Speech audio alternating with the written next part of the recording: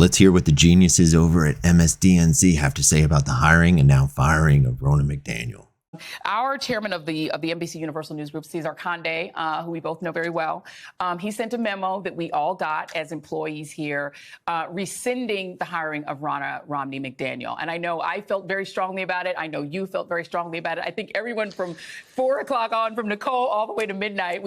Just look at the constipated look on Rachel Maddow's face. How she can't believe she forgot the morning hour, with Morning Joe Jackoff there.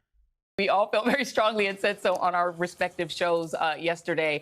And I just have to say, when somebody does the right thing, I feel like it should be acknowledged as publicly as we acknowledged our outrage. And so I know how I feel about it. I am grateful to Cesar for actually making the right decision. I think it was the right decision. But I want to get your take as well. Oh, well, thank you for asking me about it. Oh, thank you for asking me about the thing, we had planned before we came on air. I still feel like a little. It always feels wrong to talk about things, in the company. Agreed. As if it's news, and it's not the way either you or I are wired. I know, but I will just say that journalists are a fractious bunch. Wait, did she just call themselves journalists? And in our big company with all sorts of different journalistic entities, you have all sorts of different people working in this business, doing all sorts of different kinds of work. And to see the essentially unanimous feeling among all the journalists in this building and all the sort of senior staff and all the producers and everybody in this building about this was one thing. But then to see the executives and the leadership hear that and respond to it and be willing to change course based on their respect for us and hearing what we argued. What you argued, what you complained about, what you threw a tantrum like a toddler about. What are you talking about? They just didn't want to have to deal with it anymore.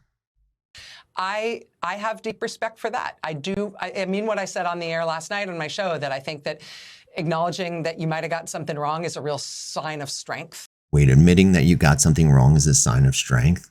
This coming from the lady who said that if you get the vaccine, the virus stops right there. It does not spread. Where's the apology for that?